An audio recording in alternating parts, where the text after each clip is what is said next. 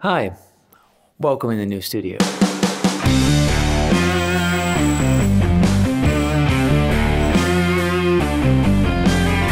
I'm back from a new and improved place that still needs a lot of work, and coming to you with 5 fun things to challenge yourself getting through these hard times when you're sitting at home. Hopefully. So let's jump right in. Let's grab our guitars and start with exercise number 1. Exercise number 1 is something we like to call the spider exercise, and I think we all know it, but this one is a little bit different and it will help you out a bunch. I'm sure it will. So we start out on fret 7 on the low E string. That's called a B. So we play that B note. Let me move into frame a little bit more. And we play that B note followed by the C with a middle finger, ring and pinky. So far nothing special, right? 7, 8, 9, 10, B, C, C sharp and D. But now we move to the A string and I'm making as little movements as possible. Maximum efficiency. So now only my index finger is moving to the E. And then right before I'm playing my middle finger, I'm taking it off the strings. So not before.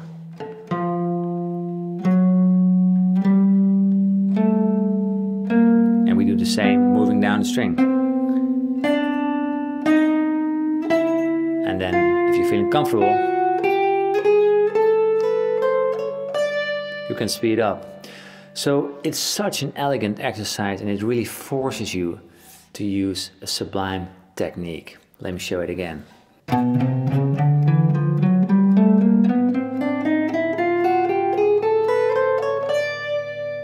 And then if you want to move down the strings again, we can do the same. Just move 1 fret up.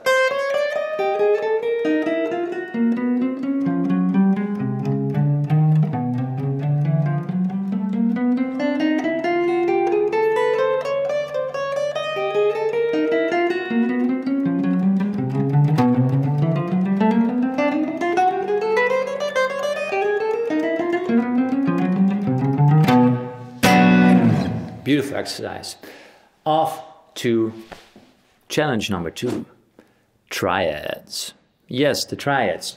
The triads are a lot of fun, but this can be done without a guitar. So just putting it on my lap for a moment. So we're naming the triads in the circle of fifths. I'm starting with C because that's a chord or a scale without any sharps or flats. So a triad is the 1, the 3, and the 5th from the major scale. So for C it goes, it's C, E, G, C, E, G. And now I'm starting my next triad on the one I left off. So G is gonna be my new triad, my new 1. G, B, D. And now I'm starting on the D again. D, F sharp, and A. So I'm naming all the major triads. And it's such a good exercise because you can really internalize all the major triads. And if you're done doing that in your head, you can even try to visualize it on the fretboard. So how far do we go? Let me give you an example. C, E, G, G, B, D, D, F sharp, A, C sharp, E, E, G sharp, B, B, D sharp, F sharp, A sharp, C sharp. So I'm stopping at the C sharp. You can stop earlier because you will not encounter these triads too often, I'm sure. So a next step could be playing it on a guitar. C, E, G, G, B, D, D, F sharp, A, C sharp, E, G sharp, B, D sharp, F sharp, A sharp, C sharp, E double sharp, G sharp. Very good exercise. And if you want to sing, that's even better. C, E, G, G, B, D, D, F sharp, A, C sharp, E, etc.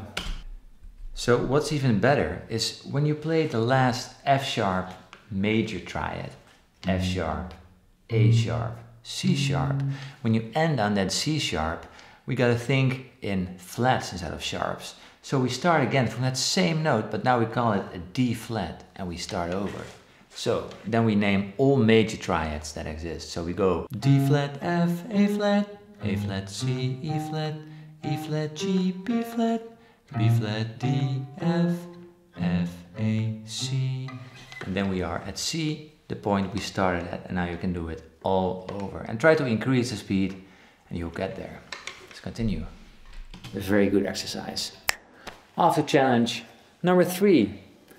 And challenge number 3 is all about looping. Guitar looping isn't easy, it's actually pretty hard. And there's 2 mistakes I see a lot. And this challenge is to let you overcome these mistakes. Mistake number 1 is speeding up during a loop. I think this happens more than it doesn't happen, if you understand what I mean. So this is an example. You start your loop. 3, 4.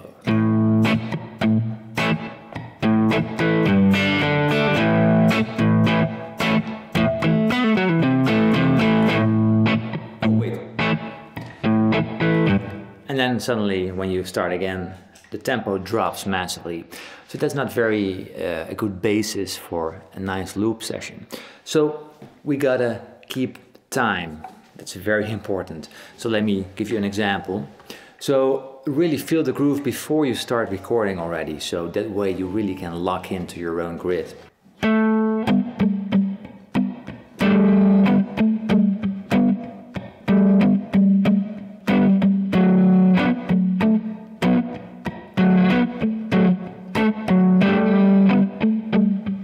There we are, no silence.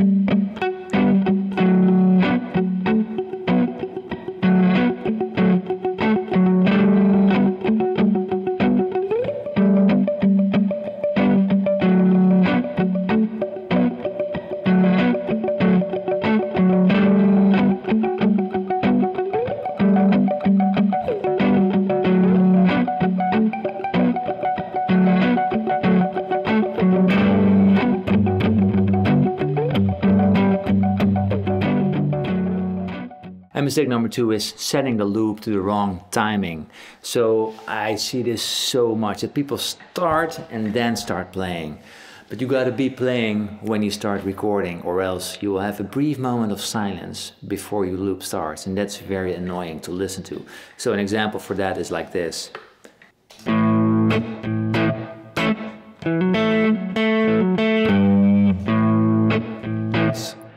This is what I hear all the time. Guys, never do that. So you gotta be playing when you press the button.